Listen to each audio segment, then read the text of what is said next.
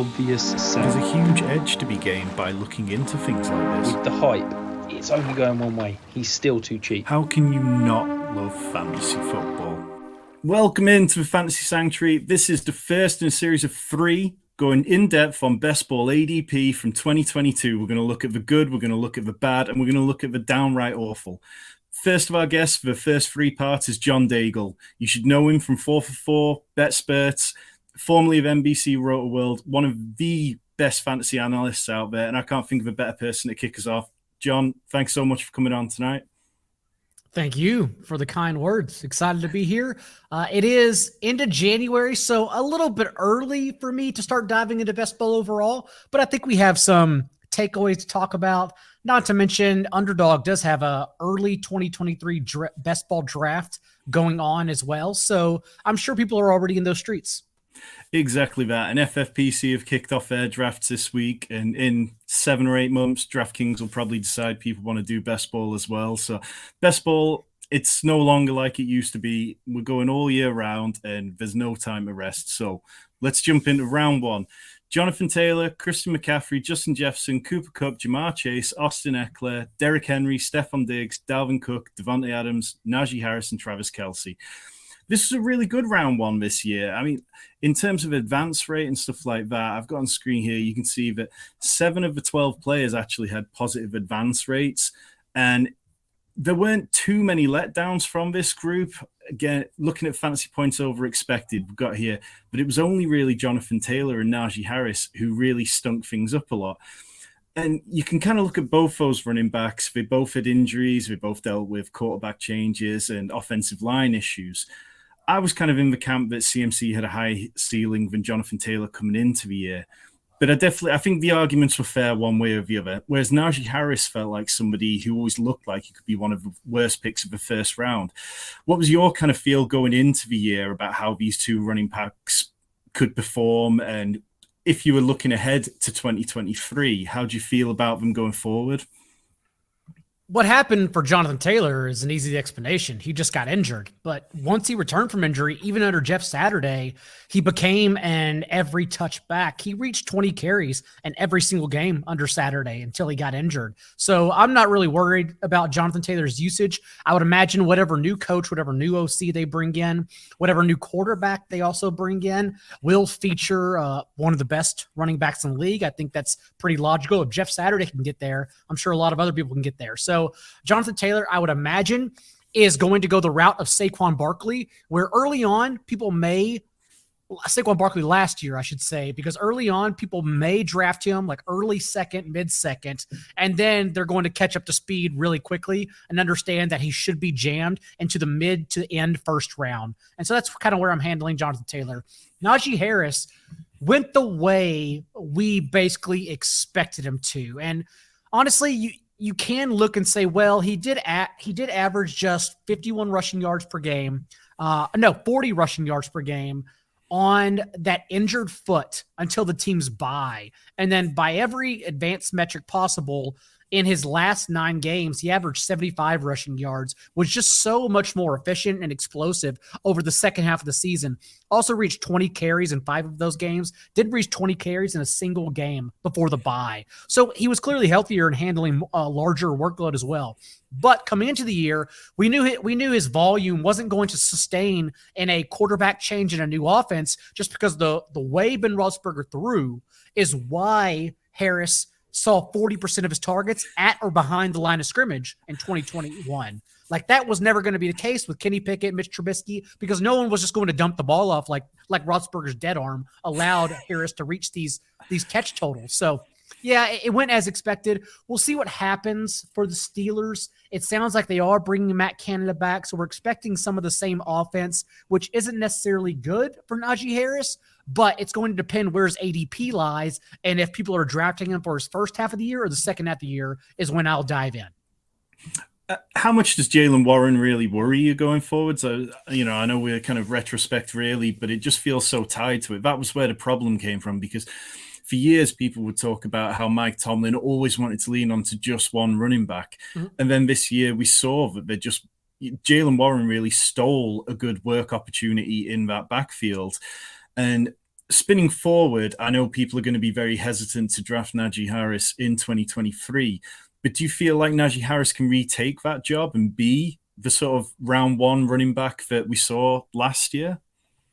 But if they felt confident enough to split Harris's workload down the stretch, and remember, this was nearly a playoff team down the stretch, and Najee and Jaylen Warren did reach double-digit touches in 2 of his last 4 games, and that was with this team competing. So if that's the case, you would imagine he's still going to be a nuisance in 2023. At the same time, though, again, I'm going to let ADP dictate how I handle Najee Harris moving forward, because I don't expect him to be a bad pick, but it will, in my opinion, resemble a poor man's version of Ezekiel Elliott and Tony Pollard. Not necessarily a David Montgomery, Khalil Herbert situation, but Zeke and Pollard is what I'm looking at. If that's the case, maybe Warren provides some sneaky standalone value for at least best ball, not redraft. I can't imagine being the situation where I would start him if Harris is in, but best ball, sure, I think Warren as well should be looked at as a late round pick. Okay, so looking at the rest of the first round, Christian McCaffrey, he really, once he got to San Francisco, he really showed that ceiling. He had the second most catches amongst running backs, 18.4 points per game as second most. 7 top 5 weekly finishes. He did exactly what we hoped he could do if he stayed healthy, and he did stay healthy. Austin Eckler finishes the RB1 in total fantasy points, 22 more receptions than any other running back. And again, he had a great season, in part because of the issues in the Chargers offense. Justin Jefferson was incredible. I mean, if you drafted Justin Jefferson, you were a really happy manager. You basically had a free square filled in straight off the bat. After that, like Cooper Kupp, even his advance rates were kind of okay because nobody in this first round separated very well. It was like a lot of the first round talents had little issues where like they'd miss a couple of games or bits like that. But one player who really did separate from the rest of his position was Travis Kelce. The tight end won 15.9 half PPR points per game, scored 4.9 points more than the next nearest tight end. Should we have seen this coming, John? I mean, we're going back to last year. Patrick Mahomes lost Tyreek Hill, and there was no real indication that Travis Kelce had completely gone off a cliff edge. Yes, some of his metrics had dipped off a little bit, but we knew he was going to be elite, and then he just was dominant this year. And we tried citing, some of us, and fading him the age curve, the age apex. But honestly, the rest of the position was so useless that it didn't even matter. It just gave you a clear, as you mentioned, structural advantage to draft Travis Kelce. I think even headed into next year, the same structural advantage exists. Thus, you are either taking Travis Kelce as a top 3, top 4 pick, or you're laying off and waiting for tight end till late with a 3 tight end build, hoping for spike weeks. Completely makes sense. On FFPC, where we're talking about tight end premium, the first drafts are going on already, and he seems to be sitting around that 3-4 position in the first round. Is that somewhere you'd feel comfortable taking him? Absolutely.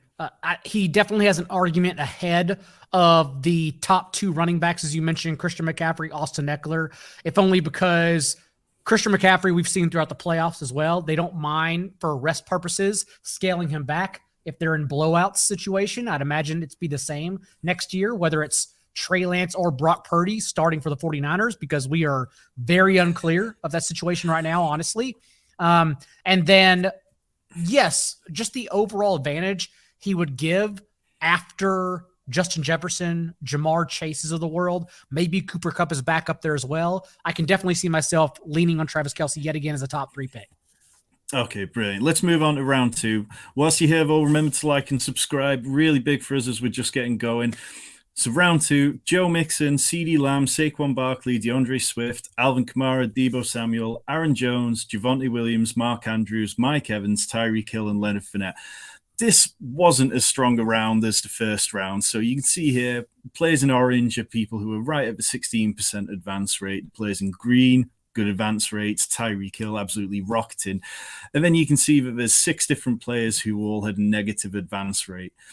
So looking back at it now, it kind of feels like this round there were a lot of traps, and in fantasy points over expected, you can see all those big red lines. They're all players in the negative. CeeDee Lamb had a great season, and Aaron Jones, and then Tyreek Hill. And apart from that, it was a little bit difficult to kind of get through. One of those players who really regressed was Leonard Fournette, career low in EPA per game, career low in breakaway yards, and Tampa Bay's DVOA dropped to 30th after being at 5th in 2021. Should we have kind of seen this coming, because there was all the Fat Lenny rumors during camp, and then the offensive line slowly got more and more banged up, and then Rachaad White was there as well. He wasn't somebody I drafted a huge amount of, but I kind of stayed at about 80% market average. Was he somebody that you felt was primed to fail in 2022? Not necessarily, because I wasn't worried about Rachaad White, and White was basically a roster clogger. Like, he didn't win any weeks for you. In the redraft league, you never really could start him because Leonard Fournette was still leading the team in touches. So I think it more or less came down to the Bucs offensive line issues and ranking dead last in yards before contact per attempt on early downs, even though they were a team that tried to run the ball on early downs for whatever reason. So I blame that situation on Fournette. But as you mentioned, Leonard Fournette's also a free agent. We're not expecting him to be back at the Bucs because we're not expecting Tom Brady to be back with the Bucs. And so whomever is under center next will not only have a new OC for Tampa Bay, but also he'll probably have a full-time Rachaad White, who is at least part of the same coaching staff, assuming Todd Bowles stays on, of the regime that drafted Rachaad White. So I would imagine they have a lot of confidence in White over any other option they have. So I think there's a situation more where we could be drafting Rachaad White significantly higher than Leonard Fournette, depending on the situation. Yeah, I definitely agree with you there. I think Leonard Fournette, he's got a couple more years on his contract, but he's very easy to cut, and it just feels like without Tom Brady, there's just no point having him there. So Leonard Fournette definitely disappointed, but one player who didn't was Tyreek Hill. He was the PPR wide receiver 2, 21 points per game, 3.3 yards per route run, which was the first in deep targets with 37, and he had the second most targets with 165. I kind of look back now and feel like, how did we not see this coming? I mean, we know that Mike McDaniel came from San Francisco with these yak monsters, players being able to make Jimmy Garoppolo be fantasy viable. And there was a lot of talk consumed about, could Tua throw deep? But we just seem to get lost on the idea that he didn't really need to, and Tyreek Hill became one of the absolute steals of the second round. And we have to see if Tua even returns in 2023, if he plays football again. I would imagine he does, but remember, he suffered 3 concussions in 3 months, and the last time he suffered that concussion prior to the Packers game, there were reports about him just questioning like whether he wanted to even play again because he got so down in the dumps and was mentally unhealthy that he was scared to return. And so we'll see what happens, but clearly we had a load of wide receivers to choose from. Remember, at the end of the second round, we were all deciphering in best ball last offseason whether it was going to be Tyreek Hill, Deebo Samuel, Mike Evans, A.J. Brown, or Michael Pittman. T. Higgins was also there, among others. And really the only players that got there were either A.J. Brown or Tyreek Hill being more valuable than A.J. Brown because it was not a 1A, 1B situation with Jalen Waddle. Like, Tyreek Hill still led the team with a 31% target share from Tua compared to a 21% target share for Waddle. That's a vastly big difference. So yes, like, Tyreek Hill should very well be a top half, at the very least mid first round selection. And of course, if Tua's back, we are absolutely trusting him under Mike McDaniel. Yeah, and just picking up on your point about wide receivers, that's what's really noticeable here in the second round, that CeeDee Lamb had an at-average advance rate, and then you look at Deebo Samuel, who always felt like a bit of a trap with Trey Lance, wasn't even able to recreate the magic with Jimmy G and then got injured. Mike Evans regressed heavily. But one of the few other bright points of this round that I want to hit on quickly is Saquon Barkley. 2 years removed from an ACL, coming into a contract year, had career highs in rush attempts per game, 10-yard runs, rushing yards in general, he had a career high in, and missed tackles as well, he was in a career high. So it just feels like now we've seen enough evidence of these kind of running backs and even wide receivers who are second year removed from an ACL that they should be the kind of players that we were banking on. And Saquon was someone I was aggressive on early in the offseason when he was going in the third round. It just felt like an absolute gift, and he settled kind of towards the top of the second round. Was he somebody that you targeted a lot in best ball, John? Yes, and by the summer, he started trending more towards the end of the first round as well. Barkley obviously the discount we got early on was why friend of the show, Pat Corrane, had the winning BBM3 lineup, because he took the Barkley discount to advantage and started his draft with Eckler and Barkley. And as we were saying all offseason, I was adamant that we needed to draft running backs to start. And in too many lineups, I went 3. So I went robust rather than starting with 2 and then scaling it back and taking apart the wide receivers with upside, like your Tyreek Hills, like your Mike Evans, T. Higgins, in the 3rd through 5th round.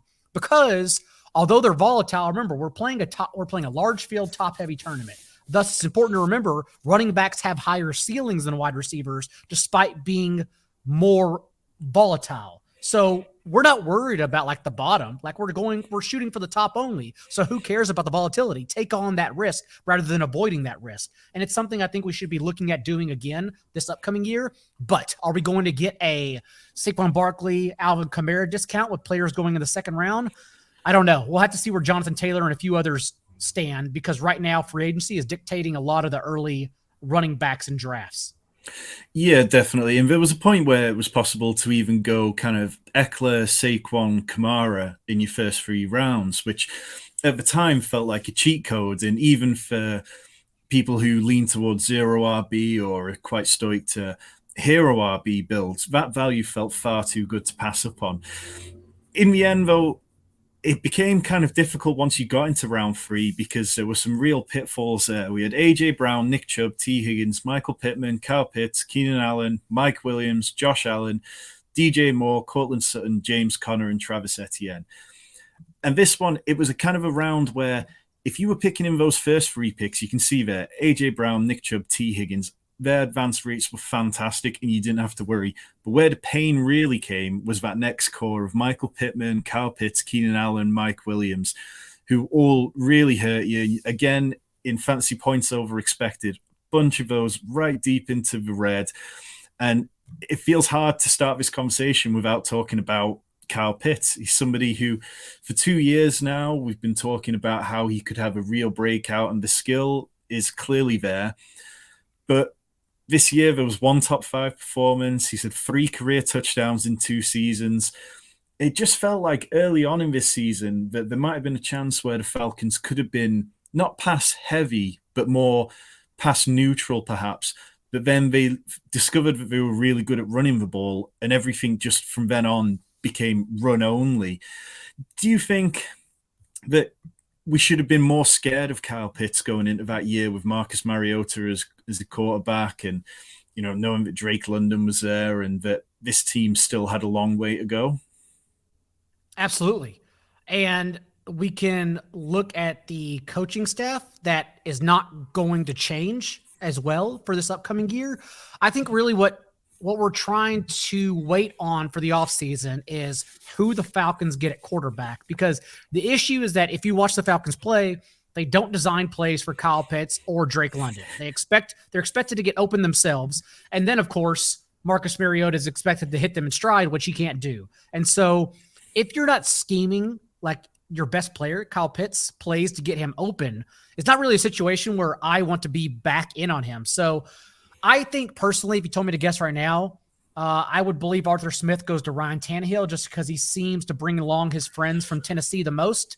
And that's somewhat concerning given the age range Tannehill's coming in. So we're going to have to wait and see with Kyle Pitts, but it's certainly not a situation where I'm just going to say generational athlete, I'm diving right back in. I'd be more tepid to start drafts than anything. Yeah, and at the minute, he's going in early underdog drafts, an ADP of 65. So he's not quite as high as we've seen him last year, definitely. And it feels like if the QB situation fell nicely, say Lamar Jackson ended up there, all of a sudden you would find 1,000 pieces of content talking about how much Lamar Jackson's going to target tight ends. So I'm definitely not out on Kyle Pitts, but I'm finding it a little tricky at the minute to imagine that with another new quarterback that he's just going to roll straight on. One player who had a good season was Nick Chubb, 22 big runs, nearly 90 rush yards per game. If you were playing on DraftKings with all those 100-yard games that he got, the 3-point bonus was quite big over there. Kareem Hunt's a free agent and leaving the Browns most likely. Nick Chubb, we know he's not going to get a ton of receptions necessarily, but we've probably not also seen how this offense is really going to look under Deshaun Watson. If Nick Chubb falls to the 3rd round again this year, is he someone you can talk yourself into, John? Definitely, because as you mentioned, we're expecting Nick Chubb to be a workhorse running back. The team drafted Jerome Ford in the 5th round this past year, so I would imagine he's the one who takes on Kareem Hunt's sprinkling of a role. But overall, yes, we will probably be forced to bet on Deshaun Watson being better at professional football than he was in the last, 6 games he started, because he was one of the worst quarterbacks we watched all year long. Yeah, definitely. So moving on from Nick Chubb, we've got T. Higgins, was somebody that he's a fantastic wide receiver. I mean, he finished as a top 12 wide receiver this year, over 1,000 yards, 3.0 fantasy points per touch. But it felt like there was a lot of conversations about how both Jamar Chase and T. Higgins could coexist at once, and that we were going to have these huge explosions. And if you started a draft with Jamar Chase, T. Higgins, and then got Joe Burrow, you were just cruising towards the fantasy playoffs already. There was only 1 week all season where the two, Higgins and Chase, combined to be top 20 wide receivers at the same time. Is that something that gives you any kind of pause going forward to 2023, or do you think it was more just the Bengals took a little bit of time to get going this year?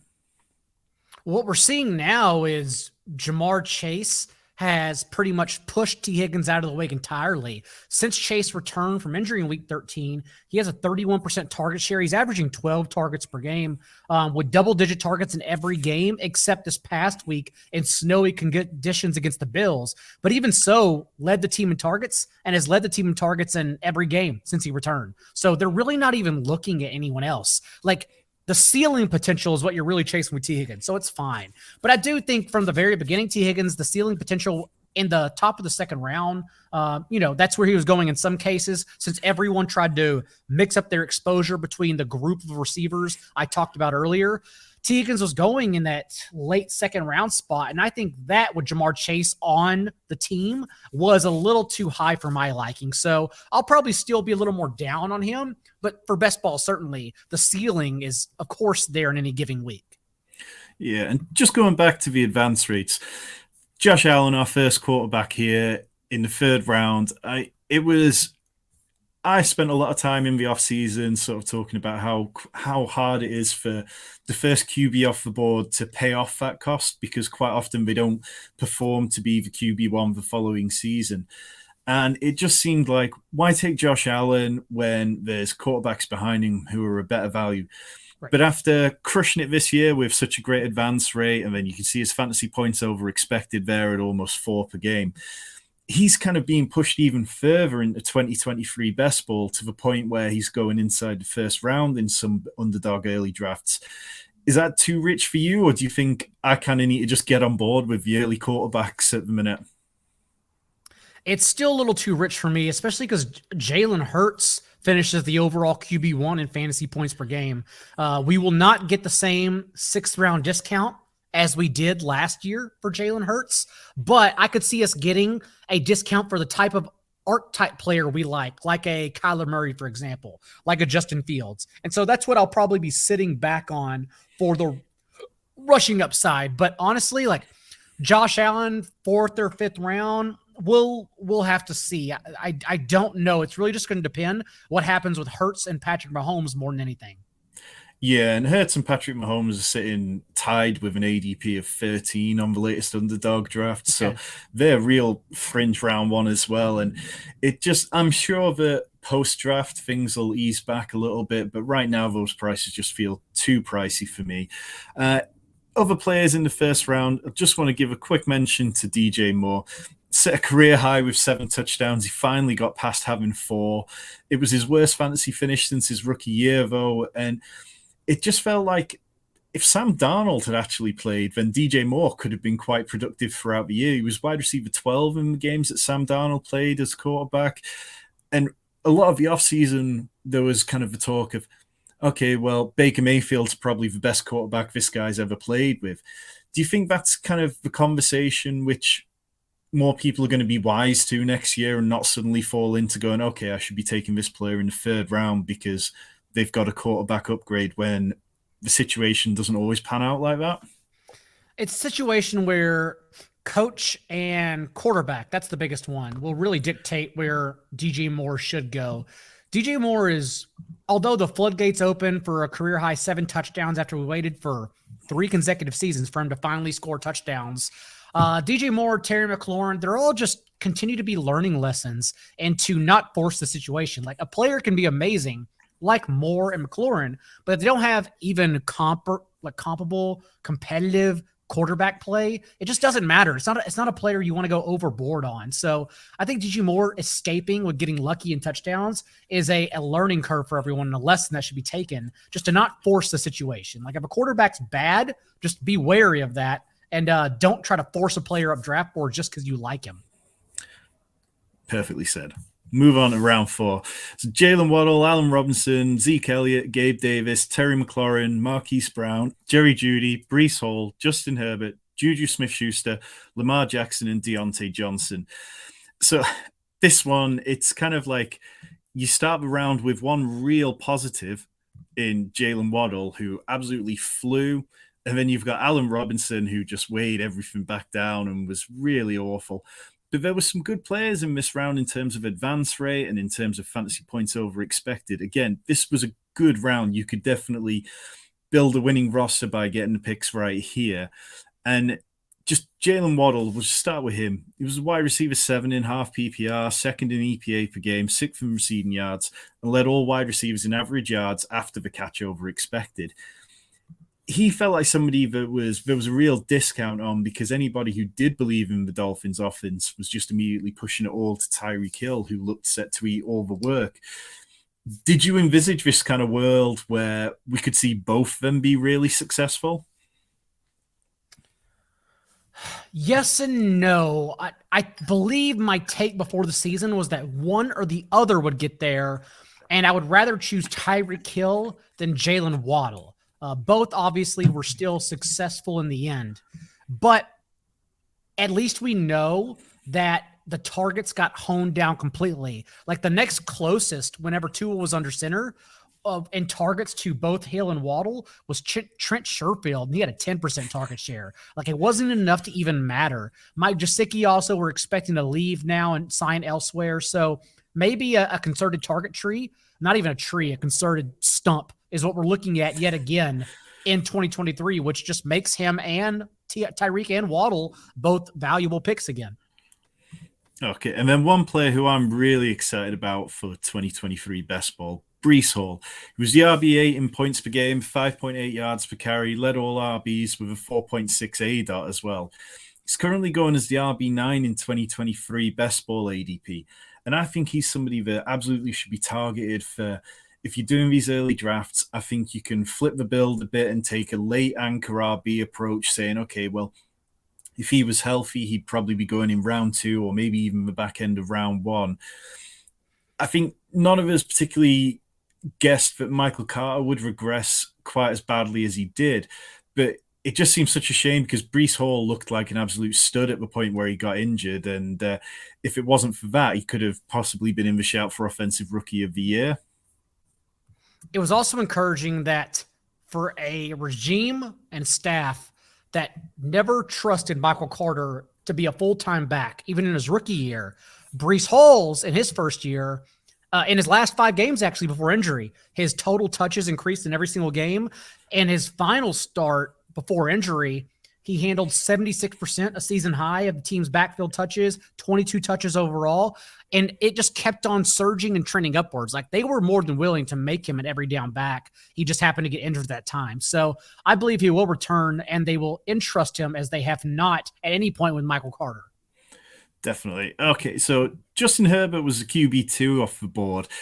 And looking back, it kind of feels a little bit strange that he got pushed ahead of the likes of Lamar Jackson, who obviously didn't have an incredible season himself. But Justin Herbert always kind of got there on efficiency, big plays and stuff like that. And unlike Josh Allen ahead of him and Lamar Jackson behind him, he didn't really have that rushing floor, and it just completely bottomed out. it's at the minute he's kind of going in that QB 6 to 8 range for 2023. And just picking up back on what you mentioned earlier, he feels like somebody that people should be aggressively targeting, because if he's healthy with Mike Williams and Keenan Allen, then the Chargers could definitely bounce back in a good way. Were you drafting Justin Herbert? I know Justin Herzig was very much against Justin Herbert at his cost. Did you feel like his cost was too high to take there? I believe I had him as my QB 4 or 5. I know outside of, I had Josh Allen and Jalen Hurts around the same range ahead of Patrick Mahomes. And then I had Herbert, Lamar, and Mahomes in that range in the next tier, I believe. Mahomes, I believe I had at the end, and he finishes the QB3. And the only quarterbacks that mattered, honestly, were Hurts, Allen, and Mahomes, because they were the only ones who averaged more than 21 points per game, and they averaged 24 each. Like, they were the ones who actually won your league. And so I was right around there, all in the same grouping.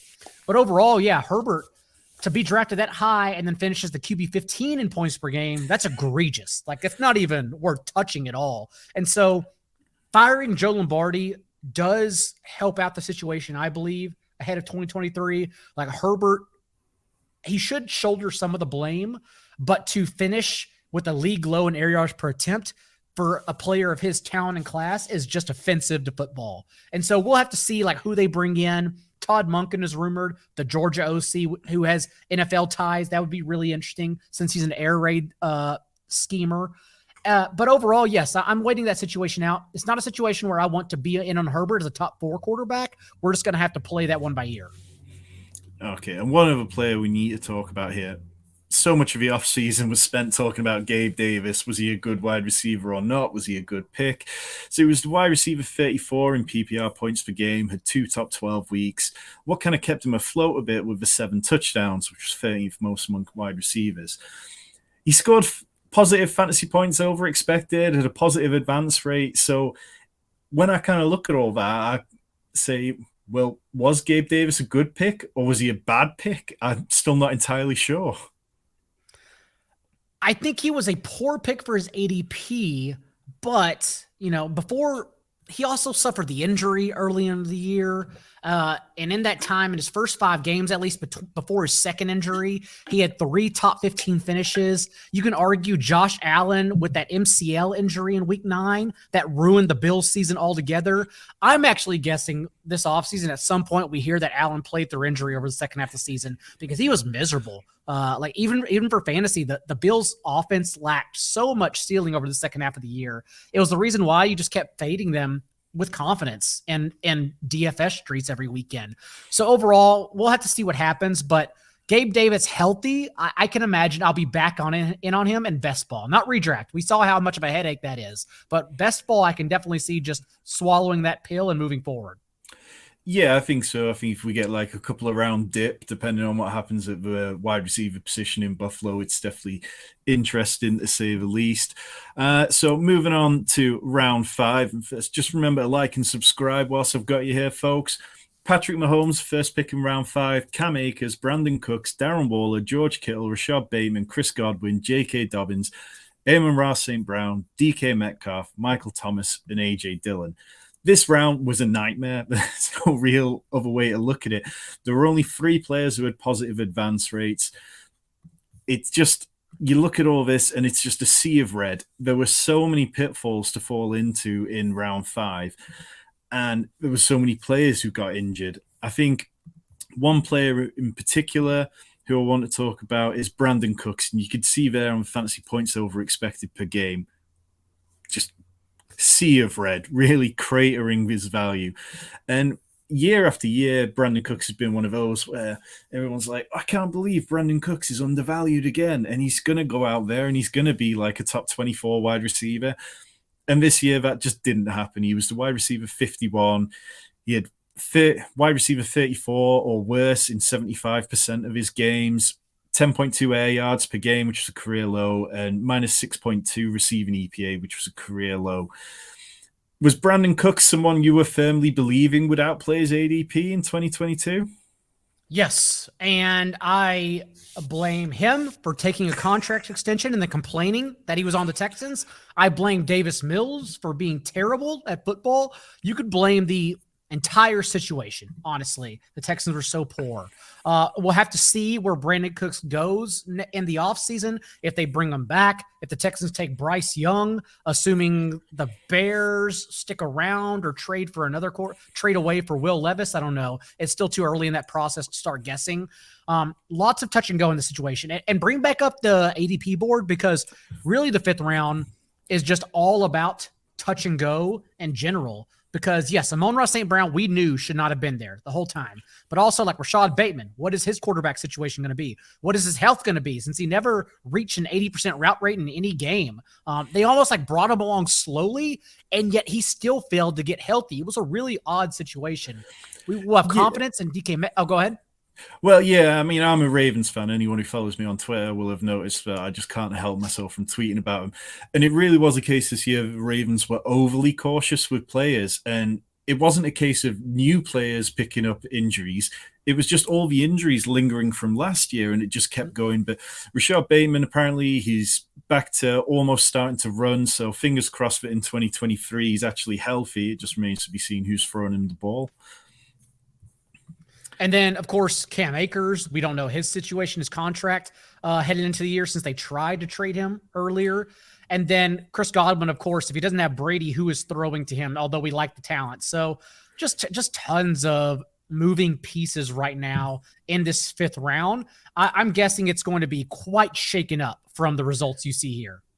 Yeah, definitely. And Patrick Mahomes, he was just, we kind of touched on it earlier, but he was just on another level. He had 315 passing yards per game, which, again, if you were playing best ball on DraftKings, that 300-yard passing bonus that he routinely picked up is just huge. That's an extra 3 points per week. First in EPA per drop back, just over 5,000 yards and over 40 touchdowns. He was just everything that you hoped he would be.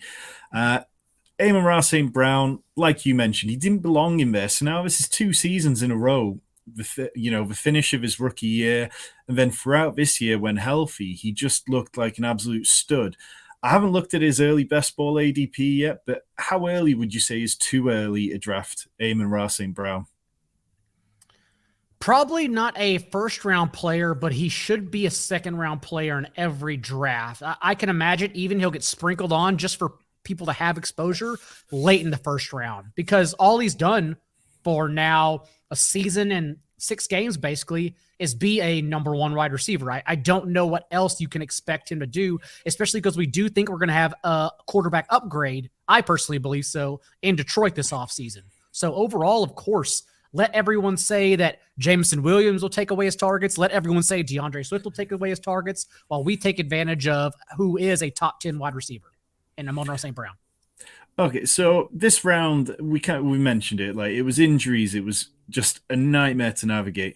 But J.K. Dobbins, when he finally came back after having his knee scoped for the second time to remove the scar tissue, between weeks 14 to 17, he had 397 rush yards, which was first among running backs, 7 yards per carry, and 7 big runs. His current early ADP at the minute is RB22, so he's sitting right around that 60 range.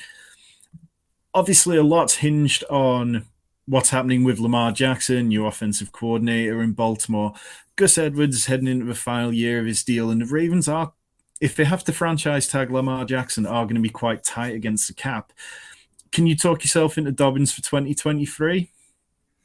I believe you can, pending his ADP. He'll finally have a actual offseason to fully recover from multiple surgeries now, after he had to experience one mid-season. Gus Edwards also, the team can save $4.4 million by moving on if they need that extra money to get Lamar Jackson back. If they bring Lamar Jackson back, I truly believe that situation is about 50-50 right now. And so we'll have to see, but we at least know that under John Harbaugh, even in releasing Greg Roman, we think the Ravens will stay a run-heavy scheme, and maybe even an upright quarterback with less mobility than Lamar can ensure even more carries for J.K. Dobbins in 2023. So, yes, I will be in on J.K. Dobbins this year as opposed to last year. So, going back to the top of round 5, out of all these players, is there one player that you really fancy for a bounce back next year, because so many of them did get injured or underperform? It's not fair to say Amon-Ra St. Brown, so I'll just say I will be higher on DK Metcalf for sure, assuming the Seahawks are bringing back Geno Smith.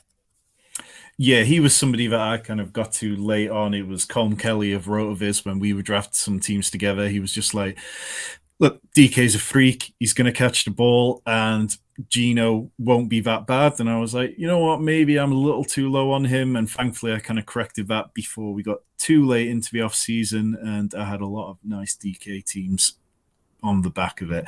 Moving on to our last round, round 6, Jalen Hurts, Darnell Mooney, Kyler Murray, David Montgomery, Elijah Moore, Elijah Mitchell, Adam Thielen, Brandon Ayuk, Trey Lance, Alan Lazard, Dalton Schultz, and Drake London.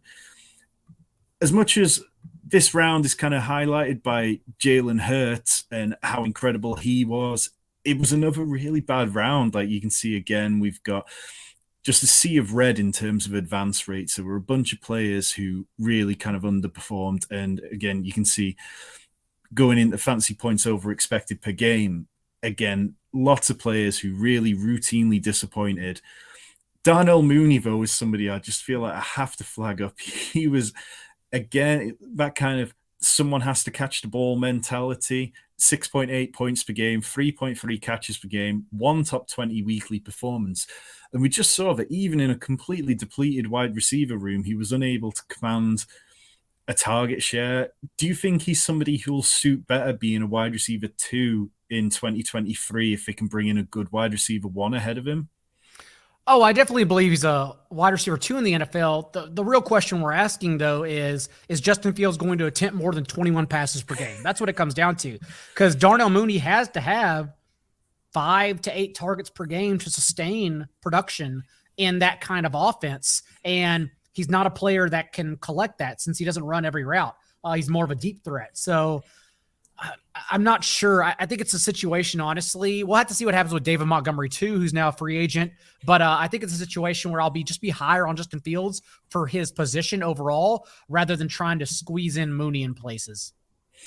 Yeah, one of the guys who I quite liked in this round was Drake London, but we kind of saw that the Falcons, they just got away from the pass so much so quickly, and I'm kind of hopeful that he'll have a good year.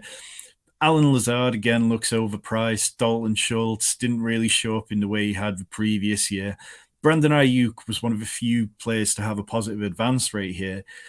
And he just looked brilliant at times. I think that's 2 seasons now where we've seen him really flash at times. And I would imagine that his ADP is going to be suppressed going down into 2023 because of the Trey Lance, Brock Purdy situation. Do you feel like we've seen enough from Brandon Ayuk that he should be getting drafted higher than this in 2023? Or do you feel like the quarterback questions are fair enough that they should keep it where it is? It really just depends, honestly. That's such a touch and go situation because now we've seen 4 games with Deebo Samuel and Brock Purdy. And in those games, Ayuk has a 15% target share to Deebo's 25%. Like Deebo's commanded everything from Purdy. He's even rendered Kittle practically useless. Kittle's touchdown span only happened with Deebo Samuel injured. So it's really just going to depend on that situation. And again, I mentioned it at the top, but Kyle Shanahan hates Trey Lance.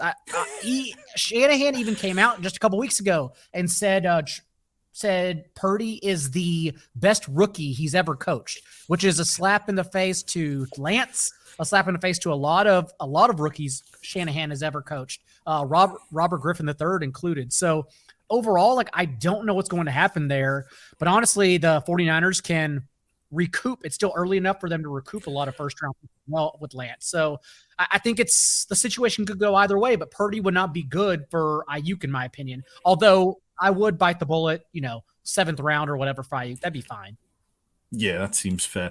Okay, so the superstar of not only this round, but best ball in general this year, Jalen Hurts feels like the perfect player for us to finish on. His completion record jumped from 61% in 2021, 67%, 23 rushing TDs in the last 2 seasons combined. And yeah, his ADP is going right around 15 in the early 2023 best ball. Do you feel like the ceiling could get higher for Jalen Hurts, or do you think that perhaps these rushing touchdowns that have really bolstered his scoring, they could maybe regress slightly, because it's not often we see, I think he had 15 this year. It's not often you see dual threat quarterbacks have that many. Most of the time they're sort of sat at like 7 or 8. And if that regressed by 7 or 8, do you feel like Jalen Hurts is in danger of not paying off his price? The good news is that his rushing floor is going to keep him as a top 5 option no matter the schedule. And we drafted Jalen Hurts not only understanding they were building the offense around him. We saw it in the preseason. We saw it in the trade for A.J. Brown. But also the fact that we knew ahead of time the Eagles had the softest schedule in the entire NFL. So that's why we drafted Jalen Hurts, knowing he was the archetype player that we chase if we don't get early Josh Allen. We wait for the 6th round and take a chance on Jalen Hurts overall. That's totally fine. But next year, I can't imagine weighing the schedule too heavily. It's going to come down to what they do in the draft. I would think they've seen enough to where they have all the confidence in the world and Jalen Hurts. But again, with a top 10 pick in the draft, not to mention another first rounder, I think we're going to have to see. There are a lot of options on the table. They could add another weapon as well to get Kez Watkins off the field and replace him with like another threat at wide receiver. So we will have to see. But right now, I can't imagine Jalen Hurts being outside the top 3 quarterbacks. Yeah, that feels completely fair. Right, so that's kind of it. We've kind of spooled through all 6 rounds. We've got here positive advance and negative advance rates kind of split round by round. And you can kind of see that round 1 really was fine. It was quite easy to hit on there. But if between rounds 2, 5, and 6, if you landed on a combination of 27 different players who all had negative advance rates, there's a good chance that your best ball team was kind of in real sticky waters straight from the off. Thinking back to the off season and how this season played out, John, is there any kind of global takeaways you've got about that first third of best ball drafts that you could apply to 2023? We talk about advance rate on this show a lot, but I will say you actually, in best ball tournaments, want to look at lower advance rates. We've seen all 3 Best Ball Mania winners. One of the key aspects for their winning lineups was to have low advance rate players. So key players that not many people draft in the week 17 championship round. And so that's why Tyquan Thornton helped Kerrane win. He was in his starting lineup. So I'll actually be somewhat ignoring advance rates whenever I'm looking at week 17 matchups to fill out my roster and just trying to get low rostered pieces in favorable situations.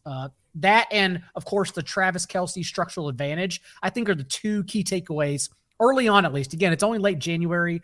We talked about a lot of these situations because they are touch and go in free agency. We don't know how it's going to play out. We don't know even know if Saquon Barkley is going to be on the Giants, honestly, now that he's a free agent. And the way the Giants run their organization, it wouldn't shock me, since everyone comes from Buffalo, that they don't prioritize running back at all and just let him walk. So we'll have to see how that one plays out.